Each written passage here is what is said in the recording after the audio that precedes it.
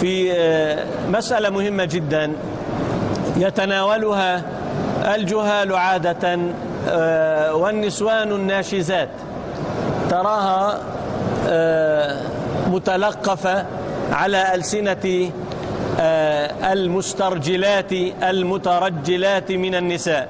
في كثير الآن نساء قائمات على ما يسمى جمعيات حقوق المرأة، جمعيات حقوق المرأة، فيقوم عليها نسوة مترجلات، كثير منهن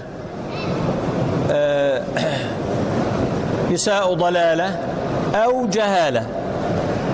أما مرادنا من هذا أنهم يتكلمون، طبعا في نساء وفي رجال من هذا، بس هذا غلب في النساء، يتكلمون في ما أحله الله أن يتزوج الرجل إلى 4، أن يجمع عنده 4 من النساء، فيستدلون أنه لا، هذا الاستدلال باطل. هذا مين؟ الناشزات الجاهلات ومثلهم من الرجال، مثلهن من الرجال. يستدلون بما؟ بقول الله من فاتحة سورة النساء: أعوذ بالله من الشيطان الرجيم، فانكحوا ما طاب لكم من النساء مثنى وثلاث ورباع. طبعا هذه الآية حجة إذن لمن يرى بهدي النبي عليه الصلاة والسلام، يعني إذا جئت تتزوج أكثر من واحدة حجتك هذا وما فعل النبي وأصحابه على النبي الصلاة والسلام. ولكن أولئك الضلال بيقولوا لا، فهمكم خطأ. طبعا لمين الفهم الخطأ؟ أولا للصحابة. ليش للصحابة؟ لأنهن هذول النساء بيقولوا النبي أصلا غير، النبي لما يتزوج أكثر من واحدة غير. فلو سلمنا لهم بهذه فهم أول ما يطعنون في الصحابة الذين تزوجوا أكثر من واحدة على عين النبي عليه الصلاة والسلام. فواضح يعني عماهم هؤلاء النسوة وأمثالهم. إنما أين استدلالهم؟ عقالهم ما شاء الله. بيقول لك الآية اللي في سورة النساء نفسها اللي فاتت أبا بكر وعمر وعثمان وفطنت لها الجاهلات.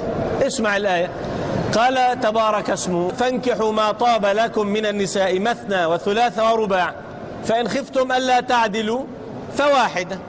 فهم بيقولوا إن الله بيقول إن خفتم ألا تعدلوا واحدة، يعني وجب عليكم واحدة، ثم قال الله ولن تعدلوا.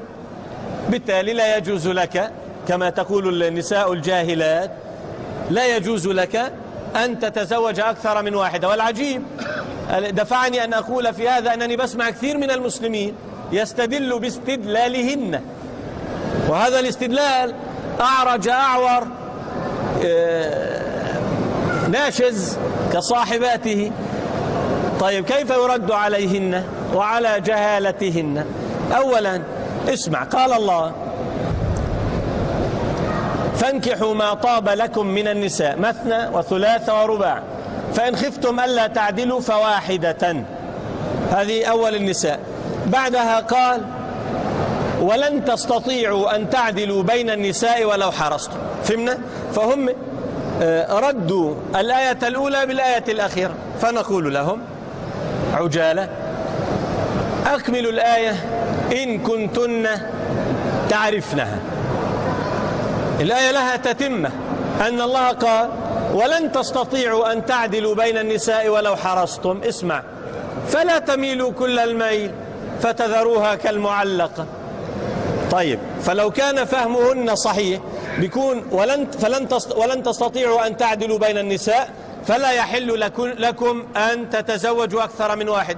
ولكن قال: ولن تستطيعوا أن تعدلوا بين النساء، ولن تستطيعوا أن تعدلوا. اسمع: فلا تميلوا كل الميل.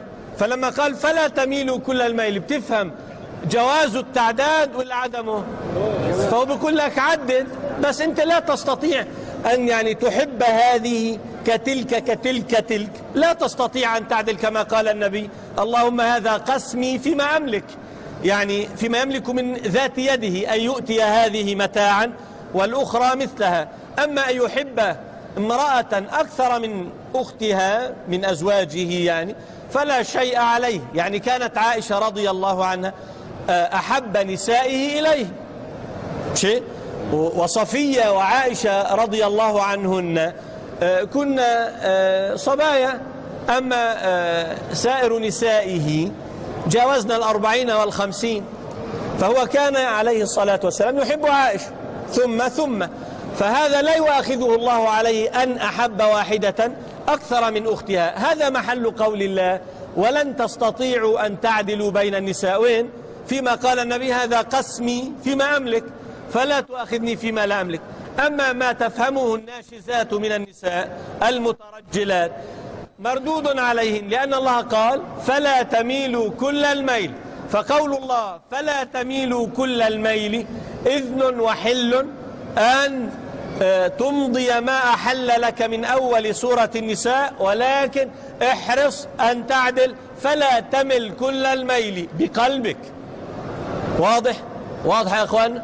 فقول الله ورسوله وأصحاب النبي هو الحجة، وهؤلاء النسوة أولئك النسوة ليسوا بشيء.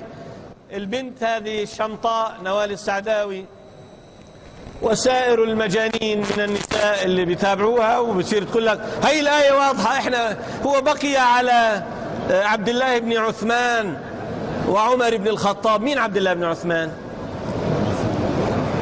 مين عبد الله بن عثمان؟ شفت يا اخوان؟